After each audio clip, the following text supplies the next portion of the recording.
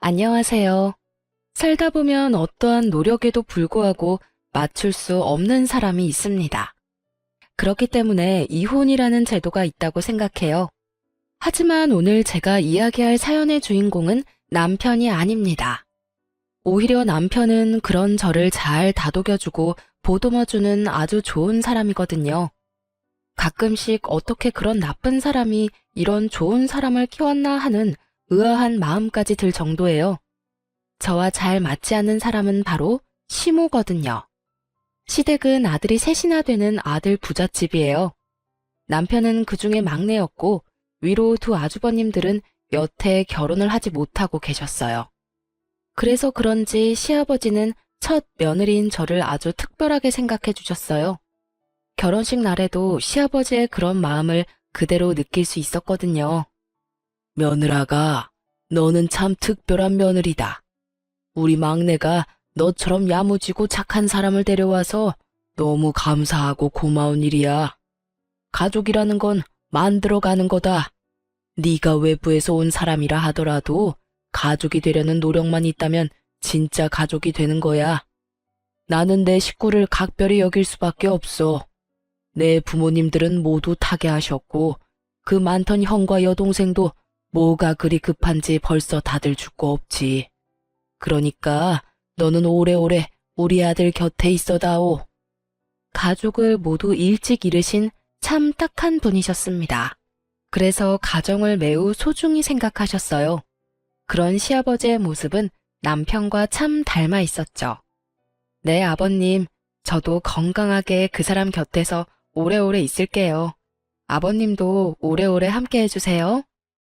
그렇게 대화를 나누며 화기애애한 모습을 보인 것과 달리 시모와의 관계는 처음부터 그리 좋지 않았습니다. 그리고 결혼할 때에도 시모는 저를 쳐다보지도 않았어요. 솔직히 가장 최악이었던 건 신혼여행 후 돌아왔을 때 시모가 한 말 때문이었어요. 딴 주머니 찰 생각 말고 내조나 잘해라. 그 말은 강한 경고로 들렸습니다. 마치 제가 남편 재산을 탐내는 여자처럼 보였죠. 하지만 남편은 버는 거에 비해서 돈을 많이 모아둔 사람이 아니었어요. 저와 남편은 같은 회사에서 만나 30대 후반의 늦은 나이에 결혼을 하게 됐거든요. 솔직히 그 나이쯤에는 어느 정도 재산이 모여있기 마련인데 남편에게는 돈이 정말 많지 않았어요. 남편이 낭비가 심하다거나 주식 같은 걸 하는 사람도 아니었고요. 저희 집도 공동 명의로 반반씩 해왔고 혼수는 제가 다 넣었을 정도로 남편의 수중에는 그리 큰 돈은 없었습니다. 그런 제게 이런 말을 하니 황당할 법도 하죠. 걱정 마세요, 어머님. 제가 내조 잘할게요. 그렇게 말하고 나왔지만 기분이 나쁜 건 어쩔 수 없었습니다. 그렇지만 그 시무만 빼면 남편과의 결혼 생활은 즐겁고 좋았어요. 저는 친정의 가족이 남동생 한 명뿐이라 가정을 이룬다는 것에 큰 의미를 가지고 있었거든요. 그래서 시모가 제게 나쁘게 굴더라도 남편만 보자는 생각으로 결혼을 하게 된 거였죠. 남편과의 행복한 결혼 생활 2년 만에 저희는 임신을 하게 됐습니다. 첫 아이는 첫 손주이기도 해서 남편과 시아버지의 기대는 나날이 높아져 갔습니다. 그리고 걱정도 커져만 갔죠. 불면 날아갈까, 떼어놓으면 깨질까. 정말 두 사람의 걱정을 한 몸에 받고 있으니 부담스럽기도 했지만 너무 기뻤어요. 나와 아이를 이렇게 사랑해주는구나 하고. 그런데 시모는 달랐습니다. 명백히 제게 이상한 아기를 가지고 있다는 건 임신 중에 맞이했던 제사에서 확실히 느끼게 됐어요. 그날은 임신 이후 처음으로 맞이하는 제사였어요. 그 전에 2번 정도 제사를 지내본 적 있었는데 혼자서 하기엔 양이 많았지만 시모와 둘이서 일하면 그렇게 힘들지는 않았어요. 이번에도 시모와 둘이서 하면 되겠지 하는 생각으로 왔는데 웬걸? 시모가 저에게만 모두 시키는 거예요. 요리도 기존에는 밑준비를 해주셨지만 이번에는 밑준비조차 안 되어 있었어요. 결국 시모는 저를 감독하기만 하고 저 혼자 모든 일을 해야만 했습니다. 남편이나 시아버지가 보이는 상황이었다면 도움이라도 요청할 수 있었는데 시댁 집 구조가 부엌이 거실에서 안 보이는 곳에 있어서 얼굴도 한번 볼 수 없었어요. 저는 슬슬 걱정이 되기 시작했습니다. 임신 20주에 산부인과에서 자궁 경부 길이를 측정했는데 2.7cm로 아슬아슬하게 위험하다는 진단을 의사로부터 받았거든요. 몸은 점점 무거워지고 저는 너무 무서워지기 시작했습니다. 그래도 제사가 끝날 때까지는 기다렸어요. 시모는 결국 설거지까지 모두 저한테 맡겼어요. 웃긴 건 남편이 부엌에 들어오려고 할 때마다 시모가 막아서며 잘하고 있으니 걱정 말라고 돌려보낸 거였어요. 하소연할 곳까지 막아버리니 입이 턱 막히더군요. 결국 저 혼자 설거지를 다 하고 시모에게 말했습니다. 어머님, 몸이 좀 안 좋아서 그러는데 설거지 끝냈으니까 잠시 방에서 쉬어도 될까요? 혹시라도 기분 나빠할까봐 공손하게 말했는데 돌아온 건 냉랭한 말뿐이었습니다. 네가 뭘 했다고 쉬어? 넌 어떻게 며느리가 돼서 시어머니보다 먼저 쉴 생각을 해? 너 임신했다고 대우받을 생각하지 마. 오늘 혼자 일했다고 나한테 뭐라고 하고 싶은 것 같은데 오늘부터 계속 너 혼자 일할 거야. 네, 그래도 오늘 일은 다 끝났으니까 쉬어도 되는 건 맞죠? 저도 말이 곱게 나오지는 않았습니다. 앞으로 혼자 하라는 그 이야기에도 한마디 하려고 했지만 몸이 힘드니 그냥 쉬고 싶은 마음뿐이었거든요. 일이 어디가 다 끝났니? 오늘 네가 해야 할 일 하나 더 있어.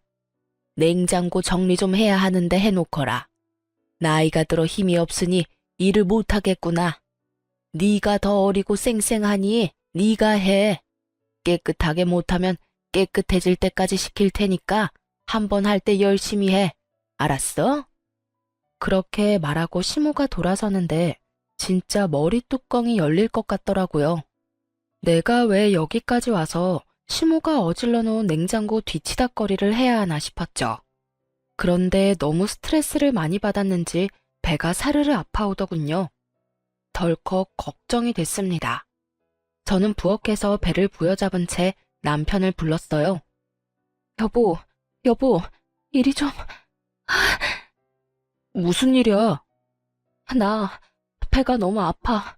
너무 무리했나 봐. 병원에서 자궁경부 길이가 짧아져서 조심하라고 했는데. 너 꾀병이지? 내가 일 좀 시켰다고 이러는 건 아니지. 어서 일어나지 못해?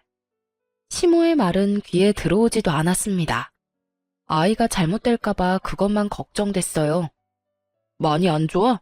병원 가자. 내가 부축할게. 걸을 수 있겠어? 결국 시댁은 한바탕 뒤집어졌습니다.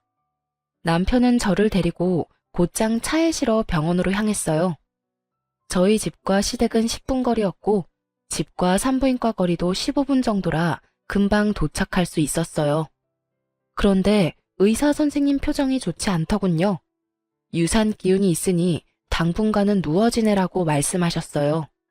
그리고 입원해서 상태를 봐야 하고 퇴원해도 괜찮을 때까지는 좀 있어 봐야 한다고 했어요. 그 이야기를 듣고 있던 남편이 저와 아이가 걱정이 됐는지 얼굴을 찌푸리며 제게 말을 했습니다. 이렇게 될 때까지 일만 하는 바보가 어디 있어. 아이 생각해서 조금이라도 쉴 생각을 해야지. 나도 쉬고 싶었어. 그런데 쉴 수가 없었단 말이야. 어머니는? 어머니도 같이 일하셨잖아. 어머니한테 말했으면 쉬게 해주셨을 텐데. 어머님은 오늘 손가락 하나 까딱 안 하시고 나한테 다 시키기만 하셨다고. 내가 쉬고 싶다는 말 안 한 줄 알아? 제사 준비도 요리도 설거지도 다 혼자 해서 설거지 끝나고 쉬고 싶다고 이야기했는데 어머님이 네가 뭘 쉴 게 있냐고 쉬지 말라고 하시잖아. 할 일이 아직 남았다면서 시댁 냉장고 청소까지 시키던데. 제 말에 남편 눈이 커지더니 당황스러운 표정으로 말했어요. 어머니가? 왜? 일단 알았어. 내가 어머니한테 잘 말해둘게. 미안해, 신경 못 써서. 난 당신이 힘들면 나와서 쉴 거라고 생각했지. 계속 그 안에서 일하고 있을 거라고 생각도 못했어. 그러고 보니 어머니도 이상하긴 했지. 부엌에 못 들어오게 하시더라고. 대체 왜 그러신 거지? 그러니까 이상하지. 왜 나한테 이러시는지 모르겠어. 임신을 모르시는 것도 아니고 저번 제사까지는 같이 제사 준비하고 설거지도 했는데 오늘은 아예 나한테 다 맡겨서 엄청 당황했다고. 제가 쉬고 싶어도 쉬지 못했다는 걸 알게 된 남편이 저를 안아주며 토닥거려줬어요. 어쨌든 내가 너무 미안해. 당신 힘든 줄도 모르고. 밖에서 아버지랑 이야기한다고 당신을 못 챙겼어. 다음부터는 내가 당신 챙길 테니까 걱정하지 마. 그리고 어머니한테도 확실하게 이야기해둘게. 다음부터 그런 일 있으면 나한테 전화해. 같은 집에 있어도 전화는 할 수 있잖아. 그러면 내가 확실하게 막아줄게. 남편의 다정한 말에 저는 배시시 웃으며 답했어요. 이 순간만큼은 시모의 나쁜 악담과 행동도 모두 잊을 수 있었어요. 알았어. 고마워, 여보. 고맙긴. 내가 오히려 미안하지. 당신 이렇게 될 때까지 몰라줘서. 힘들면 연차 쓰고 당분간 좀 쉬어. 우리 귀여운 딸랑구도 안정될 시간이 필요하다니까. 그렇게 남편은 저 대신 시모에게 이 상황에 대해 확실하게 말해주기로 했어요. 저는 남편만 믿고 뱃속의 아이에게 집중할 수 있었죠. 그렇게 3일간 입원하며 몸을 안정시킨 저는 퇴원하고 집에 돌아와서도 며칠간의 휴가를 쓰고 휴식을 취하기로 했어요. 마음 편히 누워있는데 시아버지에게서 전화가 왔더군요. 일하시는 동안 바쁘실 텐데도 제 몸이 안 좋다는 이야기에 시간을 내서 연락을 해주셨더라고요. 네, 아버님. 그래, 몸은 좀 어떠냐? 뱃속에 우리 손녀도 별탈 없지? 네, 잘 크고 있어요. 몸도 많이 좋아졌고요. 그렇게 대화를 두런두런 나누는데 현관 도어락 열리는 소리가 들렸어요. 남편인가 싶었지만 시간이 너무 이른 시간이라 남편은 아닌데 싶어 시아버지와 대화를 나누며 현관 쪽으로 향했어요. 그리고 현관에 나타난 사람을 보고 깜짝 놀라고야 말았죠. 바로 시모가 제 눈앞에 서 있더군요. 야, 너 싸가지 없는 년이 네 남편한테 뭐라고 짓거렸어? 어머님, 여긴 어떻게... 시모가 허락도 없이 도어락을 열고 들어와 제게 악담을 퍼붓기 시작했어요. 순간 저는 들고 있던 전화기를 아래로 내리고 시모의 목소리가 잘 들리도록 전화기를 고쳐 들었습니다. 시아버지가 이 모든 일들을 고스란히 들으실 수 있도록 말이죠. 그것도 모른 채 시모가 말을 하더군요. 내가 제사 준비에 설거지에 냉장고 청소까지 시켰다고 네가 일렀지? 그런데 그게 무슨 잘못이야? 시어머니가 며느리한테 일 시키는 게 뭐가 잘못됐냐고. 이런 일도 못할 거면 결혼은 왜 했어? 혼자 살면 되지. 임신했다고 아주 유별나게 구는데 너 그거 꾀병인 거 내가 다 안다. 너 때문에 나만 이게 무슨 꼴이냐고. 어머님, 갑자기 무슨 말씀이세요? 진정하고 말씀하세요. 진정은 무슨? 네가 일하기 싫어서 꾀병 부린 걸로 내가 왜 한 소리 들어야 해? 시집살이 네가 덜 당해봐서 모르지?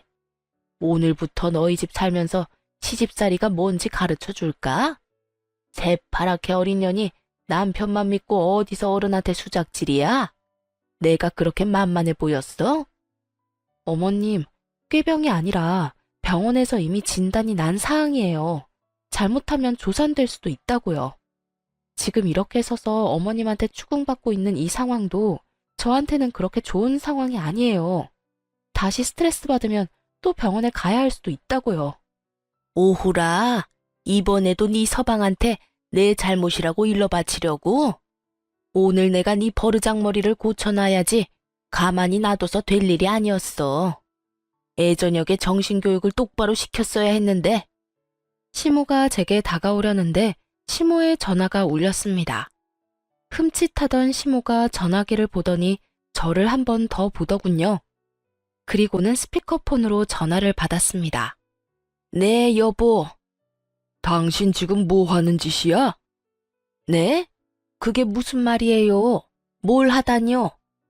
지금 임신한 며느리한테 못된 시어머니 노릇하려고 그 집에 가서 그딴 말 하고 있는 거야? 당신이 생각이 있는 사람이야, 없는 사람이야? 이제 막 애가 잘못될 뻔한 며느리한테 찾아가서 뭐? 어떻게 알았어요? 내가 아들 집에 와 있는 거. 치치미를 뚝 떼던 시모의 얼굴에서 여유가 사라졌어요. 그리고는 저희 집 주변을 두리번 살피더군요. 시아버지가 여기 있나 싶은 마음에 놀라서 확인하는 것처럼 보였어요. 내가 어떻게 알았는지 그게 왜 중요해? 지금 중요한 건 당신 행실이야. 어른이 돼서는 어린 며느리를 그렇게 쥐잡도록 잡고 시집살이? 세상이 어떤 세상인데 시집살이를 시켜? 하나뿐인 며느리야. 귀하게 여기지는 못할 망정 이렇게 사람을 괴롭히고 있으니 제삿날에도 설마 당신이 일부러 새하게 쉬지도 못하게 만들었어? 아유, 아니에요. 제가 무슨 며느리를 쥐잡듯이 잡아요. 나는 그저 지 남편 시켜서 저한테 한 소리 한 게 화가 나서. 뭐? 그 착한 놈이 당신한테 말할 정도면 당신이 잘못을 했겠지. 내가 이번 일 그냥 안 넘어갈 거야. 애가 잘못되기라도 하면 어쩔 뻔했어. 귀한 우리 손녀딸이 뱃속에서 놀라서 큰일이라도 났으면 어쩔 뻔했냐고. 당장 집에 들어와서 조용히 있어. 알아들어? 알았어요, 알았어. 집에 가 있을게요. 전화 끊지 말고 나와. 나와서 집에 들어가서 둘째 바꿔. 전화 끊기면 당신이 다시 며느리한테 가서 드자비질 하는 걸로 간주할 테니까 전화 안 끊기도록 조심해. 결국 시모는 시부의 전화를 끊지도 못하고 저를 죽일 듯이 노려보고 밖으로 나갔습니다. 저는 그제야 안도의 숨을 휴 하고 내쉬었어요. 순간적으로 생각난 방법이었는데 너무 다행스럽게도 시부가 전화를 해주시는 바람에 시모를 물러나게 할 수 있었죠. 30분 뒤에 시아버지에게 전화가 왔어요. 그래, 아가. 괜찮니? 앞으로는 이런 일 없을 거다. 혹시 여태까지 이런 일 당한 적 많았어? 저를 싫어하신다고 느끼긴 했지만 이 정도로 화나신 건 처음이에요. 고맙습니다, 아버님. 고맙긴. 다음에도 이런 일 있으면 곧장 나한테 연락하거라. 여편 내가 이상해졌어. 여태 그런 적이 없던 사람인데 이상하네. 시아버지도 이상하게 생각할 만큼 시모의 행동은 비상식적인 것이었어요. 그래도 사건은 일단락됐고 시모는 더 이상 저희 집에 오지 않았어요. 그 뒤에 시아버지에게 한 소리 크게 들었나 봐요. 그렇게 저는 37주 차에 여자아이를 낳았어요. 딸 귀한 집 딸이라 시아버지와 남편은 얼굴에 웃음꽃이 가득 피었죠. 잘했다. 예쁜 손녀 보니 기분이 좋구나. 집에 애가 있으면 분위기가 또 다르지. 자, 이거 받거라. 선물이다. 시아버지가 주신 것은 금팔찌였습니다. 첫 손주 출산이라고 시아버지께서 준비하신 거였어요. 아버님, 감사해요. 잘 보관할게요. 아이 낳는 것보다 키우는 게 더 어려울 게다. 그래도 힘내라. 애기 크는 모습 보면 힘든 게 싹 사라지거든. 아이고, 얼굴이 어찌 이리 예쁜지. 요 녀석 시집 갈 때까지 살아있으면 이 하랩이 눈에 눈물 나겠구만. 온몸으로 딸아이를 좋아하는 시아버지와는 달리 그 일 이후로 저와는 완전히 서먹해진 시모는 차가운 바람이 싱싱 불고 있는 상황이었어요. 아무리 딸 그래도 아들이 있어야죠. 아들 하나 못 낳았는데 무슨 금팔찌를 줘요? 그런 건 아들 낳고 줘도 되는데. 넌 좋겠구나. 딸 낳고도 좋아해주는 시아버지 둬서. 날카로운 말에 저는 말을 아꼈습니다. 이 좋은 날 제가 무슨 말을 해도 민감하게 반응할 것 같았거든요. 때로는 들이받는 것보다 피하는 게 나을 때도 있으니까요. 그렇게 저는 육아휴직을 쓰고 아이를 키우게 됐어요. 아이를 키우는 것은 행복한 일이었지만 출산 8개월 차가 됐을 때 걸려온 남동생의 전화 때문에 복직을 고민하게 됐어요. 바로 동생의 결혼 소식이었습니다. 얼마 전까지만 해도 1년은 더 있어야 할 수 있다던 결혼식이 갑자기 6개월 뒤로 잡혀버린 거였어요. 남동생 말로는 여자 쪽 집에서 날 받으러 갔는데 날짜가 그렇게 앞당겨져 나온 모양이라고 하더군요. 동생의 결혼식과 제 복귀는 밀접한 관계가 있을 수밖에 없었어요. 저와 남동생은 대학 시절 부모님이 돌아가셨는데 두 분의 유산을 남동생과 둘이서 나눠 가졌어요. 그런데 제가 먼저 결혼을 하게 됐고 신혼집을 찾아야 했는데 돈 때문에 쉽지 않았거든요. 그때 동생이 저를 도와줬어요. 부모님도 없이 시집 가는데 돈이라도 두둑이 가져가야지. 가족이라고는 나뿐인데 내가 누나를 안 챙겨주면 어떡해? 내 몫으로 받은 유산 딱 절반을 누나한테 줄게. 나는 아직 어리니까 살면서 돈 더 벌면 되고 힘들 때는 누나가 도와주면 되잖아. 그치? 안 받겠다는 걸 동생이 억지로 쥐어준 돈이 있었어요. 그때 제가 울면서 그랬죠. 고마워. 너 결혼할 때는 꼭 내가 도와줄게. 그리고 네가 준 것만큼 꼭 나중에 돌려줄게. 집 살 때 그렇게 다짐을 했었어요. 남동생 덕에 괜찮은 집을 사서 들어갈 수 있었으니까요. 처음에는 금액에 맞게 전세로 들어가려고 생각도 했는데 당시에 깡통 전세나 전세 사기 뉴스가 많아서 고민하다가 집을 사서 들어갔거든요. 그리고 남동생의 행동을 알게 된 남편도 너무 고마워했었죠. 그래서 육아휴직을 계속하고 있을 수 없게 됐죠. 조금이라도 더 모아야 동생에게 더 줄 수 있으니까요. 물론 저 혼자만 그렇게 생각한 건 아니었고 이것도 남편과 상의를 다 한 상태였어요. 처남이 진짜 우리한테 큰 도움을 줬잖아. 그러니까 우리도 어떤 형태로든 도움을 줘야 하는 게 맞아. 우리 아이도 중요하지만 우리가 받은 은혜를 돌려주는 것도 우리한테는 중요한 일이라고 생각해. 나는 복직하는 거 당연히 이해해. 당신이 애 못 챙기는 만큼 내가 더 챙기면 될 거야. 그러니까 너무 걱정하지 말고 복귀해서 일해. 남편의 말에 저는 고마웠고 미안했어요. 저도 애를 이리 일찍 떼어놓고 싶지는 않았지만 동생을 돕는 일도 소홀히 하고 싶지 않았거든요. 다만 시부모님은 저희의 결정을 그리 좋아하시지는 않으셨죠. 그래도 저희의 선택이라며 시아버지는 저희 결정을 존중해 주셨어요. 그런데 문제는 시모였습니다. 왜 1살도 안 된 애를 어린이집에 맡기냐며 난리도 아니었어요. 그렇다고 자신이 봐줄 것도 아니면서 어찌나 난리를 피우는지. 저도 애를 어린이집에 맡기고 싶지는 않았어요. 그렇지만 봐줄 친정도 없고 시모는 저 모양이니 어린이집 말고는 믿을 곳이 없는 것도 사실이었죠. 그렇게 복직 소식을 알리고 일주일이 지난 어느 날, 저는 아주 황당한 일을 겪게 됐어요. 그날은 남편이 야근을 한다며 연락을 한 날이었습니다.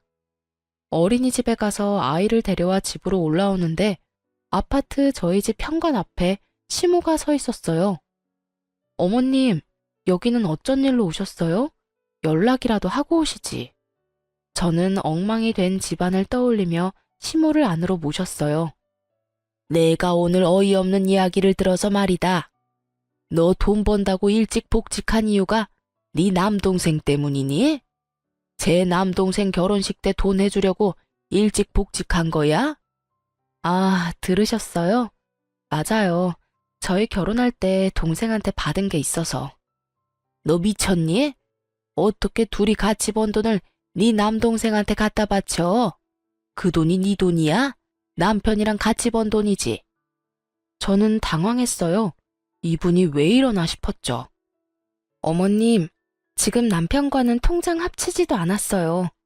생활비는 생활비대로 따로 각자 내서 생활하고 있고 나머지 돈은 어떻게 하던 간에 그건 저희들 마음이에요. 집안 경조사 때 쓸 돈 때문에 모으는 돈이 있긴 한데 그건 동생한테 줄 거 아니고요. 제가 번 돈을 모아서 동생한테 주는 거니까 남편 돈 쓰는 거 절대 아니에요. 그러니까 그런 걱정은 안 하셔도 돼요. 걱정이 왜 안 돼? 너희는 부부야. 돈이 모이면 서로에게 쓰는 게 맞는 거지. 그런 식으로 함부로 친정에다 돈 주고 그러는 거 얼마나 잘못된 건지 모르지? 저는 당황했습니다. 왜 저희 돈 문제에 시모가 이렇게 간섭하는지 모르겠더라고요. 제가 동생한테 돈 주는 게 왜 잘못된 거죠? 저희가 구매한 이 집, 동생이 빌려준 돈 보태서 산 거예요. 원래라면 돌려줘야 할 돈인데 저희 사정이 그러지 못하니 결혼식 축의금이라도 좀 더 챙겨주려는 것뿐이에요. 왜 저희가 그걸 어머님께 지적받아야 하는지 도무지 이해가 안 가는데요. 뭐라? 내가 어제 네 남편한테 전화했었다. 우리 둘째가 이래저래 신경 쓰인다고 독립하고 싶다며 돈을 달라고 하더구나. 그래서 네 남편한테 전화했더니 돈이 없다고 하지 않니? 돈이 없을 리가 없는데 왜 돈이 없냐고 물었더니 이런 어이없는 말을 들었던 거야. 처남 결혼식이라서 돈 줘야 된다고. 자기 형 곤란한 건 돕지 못한다는 게 도대체 무슨 말이니? 너는 출가 외인이 돈 받았으면 그걸로 끝내야지. 왜 내 자식 돈까지 앞에서 그 빚을 갚으려는 건데? 네가 문제야, 네가. 처음에 결혼할 때부터 마음에 안 들더니 가면 갈수록 더 마음에 안 드는 행동만 해? 너 때문에 네 아주버님 전세자금 마련 못하면 네가 책임질 거니? 말도 안 되는 시모의 어거지에 저는 고리띵했습니다. 설마 남편한테 아주버님 전세금을 달라고 하셨어요? 어머님이야말로 너무하신 거 아니에요? 아주버님은 저번에도 사업자금 한다고 남편한테 돈 빌려갔잖아요. 제가 소리를 지르는데 남편이 집에 돌아왔더군요. 야근을 한다더니 무슨 이유에서인지 일찍 마쳤더라고요. 남편이 돌아오자마자 저와 실랑이를 하는 시모를 보고 깜짝 놀라 들어왔습니다. 어머니, 여기서 뭐 하세요? 너 잘 왔다. 너도 그러는 거 아니다. 네 형은 못 본 채하고 처남한테만 돈을 빌려준다는 게 말이 되니? 제 가족 놔두고 남의 가족을 챙겨? 시모의 말에 남편이 눈살을 찌푸리며 시모에게 말했습니다. 어머니, 그거라면 이미 말씀 다 드렸잖아요. 앞으로는 이제 더 이상 돈 못 드려요. 저 결혼 전부터 어머니가 말씀하시는 대로 형들 위해서 돈 많이 드렸잖아요. 이제 가정도 있고 키워야 할 애도 있는데 매번 이렇게 형들 때문에 돈 달라고 하시면 어떡하시냐고요. 여전히 어머니가 원하는 용돈 100만 원씩 드리느라 집에는 돈도 제대로 못 주는데 이 상황에서 형 전세금을 해주라니요. 앞으로도 그럴 일 없을 거예요. 그리고 앞으로 드리는 용돈도 줄여서 아버지 편으로 드릴게요. 네 둘째 형이 불쌍하지도 않니? 이번만 도와주면 알아서 잘한다잖아. 그런데 왜 그거 하나 못 도와줘? 네가 그러고도 사람이야? 이미 그렇게 도와준 거 다 포함하면 1억이 넘는 금액을 드렸어요. 일 시작하면서부터 첫째, 둘째 형 뒷바라지 하느라 결혼할 때도 집도 못 해가고 와이프랑 반반으로 해야 했고 혼수도 와이프한테 다 맡겼다고요. 그리고 처남이 먼저 저희 결혼을 도와준 거니까 이번엔 저희가 돈 보태는 게 맞아요. 어머니는 뭐가 그렇게 안 입고 우세요? 당연하지. 네가 번 돈은 다 우리한테 써야 되는 돈이야. 왜 그걸 남의 집에 주는 건데? 처남도 제 가족이에요. 더 이상 이야기해봐야 제 입만 아프니 돌아가세요. 왜 돌려보내는데? 빨리 약속해. 돈 주겠다고 약속하라고. 계속 이러시면 아버지 부를 거예요. 남편이 시아버지를 입에 올리자마자 시모의 표정은 누그러졌습니다. 그리고는 남편에게 화를 낸 채 떠나더군요. 남편이 한숨만 쉬며 거실 소파에 몸을 파묻더라고요. 미안해. 당신 피곤한데 아까 전에 어머니랑 전화통화하다가 당신한테 찾아갔을 것 같아서 바로 퇴근하고 왔는데 정말로 찾아와서 저럴 줄이야. 짙게 피로가 묻은 남편 목소리에 더 물어보고 싶어도 미안해서 못 물어보겠더라고요. 여보, 우리 당분간 어머님 안 봤으면 좋겠어. 보실 때마다 저런 말하면 어떡해? 그래, 그러자. 당분간 거리를 갖는 것도 나쁘지는 않겠어. 결국 시모 때문에 저희는 시댁의 발길을 끊게 됐어요. 아이 때문에 못해도 2주에 한 번은 갔던 시댁이었습니다. 그리고 그렇게 발길을 끊으니 결국 시아버지는 애가 다른 모양이었어요. 예쁜 손녀딸도 함께 발길을 끊게 됐으니까요. 그래도 시아버지에게는 전화 연락은 거의 이틀에 한 번씩 드리고 있었어요. 그런데 얼굴을 안 보여주니 시아버지도 연락을 해온 거죠. 며느라가 요즘에 많이 바쁘냐? 우리 손녀딸도 보고 싶은데 오늘 시간 괜찮으면 오거라. 결국 시댁과 거리를 둔 지 한 달 만에 시댁을 찾았습니다. 그런데 입구에 들어가기도 전부터 시모가 저희를 보더니 소리를 치더군요. 너희가 왜 여기를 와? 당장 나가! 어머니, 아버지께서 부르셔서 왔어요. 도대체 왜 이러시는데요? 너희는 여기 들어올 자격 없어. 둘째 형 나 몰라라 버린 주제에. 끝나지 않는 둘째 아주버님 타령에 저도 남편도 기가 막혀 말도 안 나오더군요. 그때 나온 것이 시아버지였어요. 이게 다 무슨 일이야? 당신 왜 애들 못 들어오게 막고 있어? 당신이 애들 불렀어요? 왜 불렀어요? 난 얘네들 집에서 대접할 마음 요만큼도 없어요. 그게 무슨 소리야? 아버님, 제가 설명할게요. 어머님이 한 달 전쯤에 저희 집에 오셔서 저한테 화내신 적 있어요. 그 말에 시아버지 눈썹이 실룩거리더군요. 저는 괜히 서러워서 눈물이 나서 결국 울면서 시아버지에게 말했어요. 제 동생이 저 결혼할 때 많이 도와줬어요. 자기 몫으로 받은 유산도 반이나 떼어서 줬거든요. 그 덕분에 저희 지금 신혼집 매매로 들어올 수 있었고 이번에 동생 결혼식이 있어서 그때 받은 것만큼 다 돌려주지는 못해도 돈 좀 모아서 결혼할 때 축의금으로 좀 많이 주고 싶어서 제가 복직도 일찍 하고 일을 한 거거든요.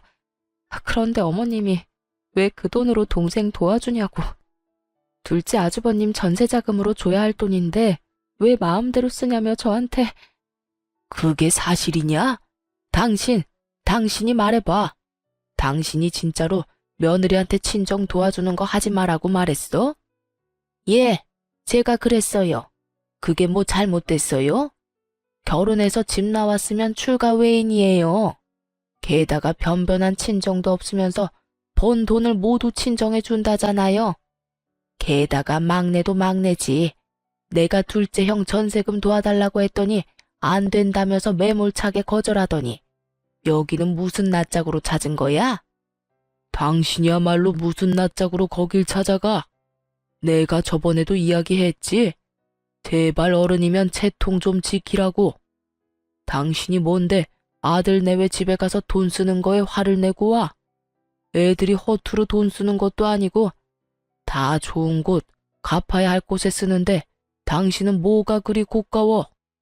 그럼 화가 나지 않나요? 당신은 왜 이렇게 얘네들 편만 들어요? 당신은 우리 둘째가 불쌍하지도 않아요? 그 나이가 되도록 제대로 된 지원도 못 받고 결국은 저렇게 혼자 남은 애가 불쌍하지도 않냐고.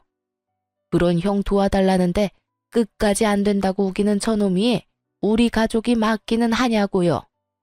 저리 싫으면 중이 떠나는 법이랬어요. 안 오니 속이나 편하던데 왜 와서 사람 속을 뒤집어? 어머니, 꼭 그렇게 말씀하셔야 되겠어요? 여태껏 둘째형 사업자금이라며 빌려달라고 한 돈이 얼마인지 아시기는 하냐고요. 저요, 그 돈 받을 생각도 안 하고 빌려줬어요. 그래도 내 가족이고 어머니 부탁이었으니까. 그런데 지금 제 꼴을 좀 보세요. 둘째형 되지도 않는 사업에 돈 붓다가 지금은 어머니한테 매달 100만 원씩 드리고 있잖아요. 어머니야말로 저를 가족이라고 생각하시는 게 맞아요? 절 편할 때 꺼내 쓰는 돈통이라고 생각하는 건 아니냐고요. 매번 형님들 때문에 주머니 털리는 제 기분은 생각도 안 해보셨죠? 뭐? 이건 또 무슨 말이야? 왜 당신이 아들한테 돈을 100만 원씩 받아? 여보, 그게... 아니, 둘째가 그때 사업한다고 설쳤을 때 돈 좀 빌려달라고 해서 대출 받아서 좀 빌려줬어요. 애가 잘 되면 갚겠다고 했는데 잘 안 되는 바람에 빚이 고스란히 남아서 막내한테 돈 좀 달라고 했죠. 솔직히 여태 이만큼 키워줬으면 그 정도는 해줘야 하는 거 아니에요? 뭐야? 지금 당신 미쳤어? 대출을 막내한테 대신 갚게 한 거야? 미치지 않고서야 이런 짓을 할 리가 없지. 설마 당신 친자식이 아니라고 이런 짓을 한 거야? 내가 뭐라고 그랬어? 나랑 가장 가까웠던 동생의 아들이라고 친자식처럼 잘 대해주라 했더니 설마 뒤에서 그런 짓을 했다고? 남의 자식한테 내 자식 뒤치다꺼리 맡기는 게 도대체 무슨 짓이냐고? 말해봐라 막내야. 왜 네가 번 돈을 다 줬어? 그런 일 있으면 나한테 말했어야지. 그래도 키워주셨잖아요. 어떻게 모른 채 해요? 키워준 은혜라고 생각하며 드린 거예요. 얼마 전에 아내한테까지 돈 문제로 막말하시는 거 보고 더 이상 안 드리겠다고 했더니 화를 엄청 내고 돌아가셨고요. 듣고 있던 저는 이야기에 따라가기가 힘들었어요. 남편이 친자식이 아니라니. 시모에게의 남편은 자식이 아니라 시조카였던 거예요. 그러고 보니 유독 시모가 저에게 못되게 굴고 남편에게 돈을 뜯어낸 게 다시 보이기 시작했어요. 그리고 저에게 못되게 군 것도 손녀딸에게 애정이 없었던 이유도 모두 이해가 갔죠. 제가 있어서 남편 돈을 온전히 다 못 받으니까 저와의 결혼 자체를 탐탁치 않게 생각한 거예요. 남편이 저와 결혼하지 않았다면 영영 자신의 친자식들을 위한 통장으로 사용했을 거라는 생각을 하니 소름이 쫙 끼치더군요.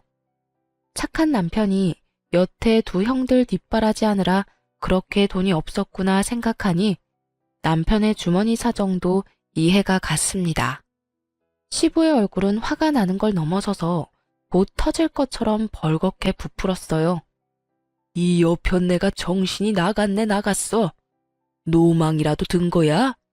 그래서 지금까지 막내를 그렇게 이용해 먹었다 이거냐고? 키워줬다는 이유 하나로? 키워준 은혜 갚는다는 막내한테 돈 뜯어서 당신 자식들한테 돈 갖다 바치고 다 털어먹고 생각이 있는 거냐고? 내가 저 녀석 제대로 된 인간 노릇할 때까지 돈 한 푼 주지 말라고 한 거 잊었어? 사업에 능력이 없으면 포기하고 다른 직장을 찾아야지. 나이 50이 다 돼가는 놈이 여전히 직장도 없이 집에 빌붙어 살고 그것도 막내 돈으로 속 편하게? 당장 짐 싸. 짐 싸서 둘째 녀석이랑 당신 둘 다 나가. 둘째 너는 제대로 된 직장 얻기 전까지는 집에 한 발짝도 못 들어온다. 얼른 나가. 시아버지의 말에 이 모든 상황을 관망하고 있던 둘째 아주버님이 황급히 나서며 말했어요. 아버지, 저는 잘못 없어요. 다 엄마 혼자 한 행동인데 왜 저한테까지 불똥이 튀어요? 내 말 못 들었냐? 네 놈이 일찌감치 자리 잡고 직장 얻었으면 이럴 일도 없었어. 동생 보기 부끄럽지도 않아? 아니, 이번엔 분명히 괜찮은 아이템이라 성공할 줄 알아서. 아이템 같은 소리하고 자빠졌네. 야, 똑같은 이야기를 벌써 20년째 듣고 있다. 네가 털어먹은 돈이 얼만지 알기나 해? 봐주는 것도 이제 끝이야. 그럼 집은요? 전세금이라도 주셔야 나가죠. 전세금? 네 앞에서 감히 전세금 소리가 나와? 첫 달 월세, 그것만 지원해 줄 테니 다음 달부터는 네가 일해서 월세 갚아. 100만 원 딱 줄 테니까 당장 나가. 배달이든 공사판을 뛰든 뭐든 해서라도 돈 벌어. 여보, 어떻게 그렇게 잔인한 말을 해요? 여태 돌봐줬으면 많이 봐줬어. 계속 끼고 돌고 당신이 막내한테 돈 뜯어다 둘째한테 바치니까 이 녀석이 아직도 정신을 못 차리는 거라고. 어디 감히 집안을 돈 나오는 봉으로 생각해? 그리고 당신도 같이 나가. 나가서 이혼 서류 받을 준비나 해. 시아버지 입에서 나온 이혼이라는 단어에 시모의 낯이 새하얗게 질렸습니다. 네? 여보, 이혼이라니. 안 돼요. 이혼만은 안 된다고요. 뭐가 안 돼? 이번 일로 당신이 우리 집안을 내 가장 소중한 동생과 시조카를 어떻게 생각하는지 잘 알았어. 동생 내외 죽고 그 아이 데려왔을 때 내가 당신한테 부탁했지? 이제 내 가족 중에 단 하나 남은 조카라고. 위로 형이 둘이나 있었지만 자식 남기고 죽은 유일한 내 핏줄이라고. 게다가 눈이 있으면 봐.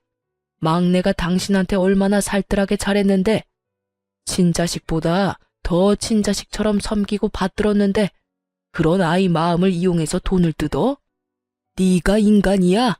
귀신도 너보다는 착하겠다. 그러니까 나는 당신 용서 못해. 그리고 둘째 싸고 돌며 집안 돈 다 떨궈먹은 것도 이해 못하고. 여보. 시모는 시아버지의 바지를 붙잡고 매달렸지만 시아버지가 차갑게 뿌리쳤습니다. 막내야, 네가 어떻게 해봐. 다 너 때문에 이런 일이 벌어진 거잖아. 너 때문에 나랑 네 형 집에서 쫓겨나도 되는 거냐? 또 막내한테 그만하라고 했지? 막내 잘못이 아니라 당신이랑 둘째 잘못이라고. 애먼 사람한테 책임 전가하면 할수록 내 생각이 굳어진다는 것만 명심해. 결국 시모와 둘째 아주버님은 강제로 집을 나가게 됐어요.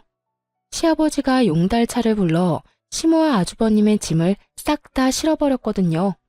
어딜 가든 제대로 된 직장 가지면 여기 돌아올 생각하지 마라. 그리고 당신, 막내한테 연락 한 번만 더 하면 내가 다리 몽둥이를 분질러 버릴 테니까 그렇게 알고 있으라고. 결국 시모는 그렇게 애지중지하던 둘째 아주버님과 시댁에서 나가게 됐습니다. 그 이후로는 저희 남편이 주는 돈도 못 받게 됐고 단칸방에서 두 분이 살게 됐다고 해요. 게다가 나간 지 얼마 안 돼서 이혼 서류까지 받았다고 하더군요. 시아버지가 그 이야기를 하며 저한테 그러셨어요. 미안하다. 내가 좀 더 신경 썼더라면 이런 일이 없었을 텐데. 우리 집안 사정 때문에 며느라기 네가 힘들었지? 괜찮아요, 아버님. 저희는 지금이라도 다 바로잡을 수 있어서 다행이라고 생각해요. 그래, 그 두 사람한테 연락 오면 언제든지 나한테 전화하거라. 내가 가서 혼쭐을 내줄 테니까.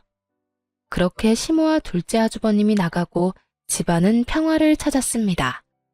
그래도 평생을 함께한 시모와 둘째 아들이 그런 짓을 저질렀다는 걸 알고 나서 자괴감에 굉장히 힘들어하시는 것 같았어요. 그래서 저희는 시아버지와 함께 만나서 식사도 자주 했고 집으로 초대도 많이 했어요. 그리고 아이와 시아버지를 모시고 함께 여행도 다녔죠. 예쁜 손녀딸과 함께 지내면 비어버린 마음 한구석도 채울 수 있을 것 같아서 그렇게 해드렸어요. 그날도 시아버지께서는 아이를 목에 태우고는 여행을 갔다가 집으로 돌아오는 길이었어요. 시댁 앞까지 시아버지를 모셔다 드리려는데 그 앞에 시모가 서서 시아버지를 기다리고 있더군요. 싱글벙글 손녀 재롱에 즐거워하던 시아버지의 얼굴이 얼음장처럼 순식간에 차가워지더군요. 여긴 왜 찾아왔어? 여보, 잘 지내고 있으니 보기 좋네요. 다른 게 아니라 둘째가 직장 취직했어요. 택배 일인데 그래도 돈 벌고 있으니 이제 자기 앞가림도 하고. 그러니 이제 저도 다시 여기로 돌아오고 싶어요. 제 평생 이룬 것들이 다 여기 있는데 아들놈은 제 돈 벌기 시작하니 저한테 돈 한 푼도 안 주고 나가라고만 하고. 돈을 벌기 시작한 둘째 아주버님이 자기가 번 돈을 쓰는 시모가 눈에 거슬린 모양이었어요. 그래서 나가라고 한 모양이더군요. 갈 곳 없는 시모가 여기로 오는 건 어쩔 수 없는 순서였고요. 참 웃기지도 않았어요. 극진히 대접해주고 받들어주는 시조카는 그렇게 구박하더니 그렇게 끼고 돌며 감싸던 자기 친자식에게는 도리어 구박을 받다니 세상 참 모를 일이에요. 차라리 우리 남편에게 조금만 더 잘해줬다면 말년에 이 고생은 안 하셨을지도 모르는데 다 자기가 뿌린 씨앗인 거죠. 몇 개월밖에 지나지 않았는데 심하게 마음고생을 했는지 살도 다 빠지고 순식간에 늙어버린 모습에 저도 순간 깜짝 놀랄 정도였어요. 우리 이미 이혼했어. 잊었어? 나는 당신이랑 다시 합칠 생각 추호도 없어. 여보, 다시 한 번만 생각해줘요. 나도 반성 많이 했어요. 2번 다시 막내한테 그러지 않을게요. 저 지금 대출금 밀려서 큰일 나게 생겼다고요. 여태껏 막내한테 열심히 갚게 만들었으니 이제는 둘째한테 갚게 하면 되겠네. 둘째도 나 버렸다니까요. 왜 저를 이해를 못 해줘요? 막내도 그랬잖아요. 키워준 은혜라 생각하고 돈 갚아줬다고. 그게 자랑이야? 그래서 내가 당신 안 받아주는 거야. 동생 죽고 막내가 우리 집에 올 때 동생 유산으로 2억 받은 거 새카맣게 잊었어? 그 돈 덕분에 우리 집 망할 뻔했을 때 그걸로 겨우겨우 살아난 거 잊었냐고. 그래서 내가 말했지. 우리 집 복덩이니까 잘 키워달라고. 당신은 내 동생 목숨값으로 잘 먹고 잘 살아놓고 은혜를 원수로 갚은 거야. 어떻게 막내한테 또 돈을 뜯어? 동생 유산 덕분에 당신이 여태 이렇게 누리면서 살았다고.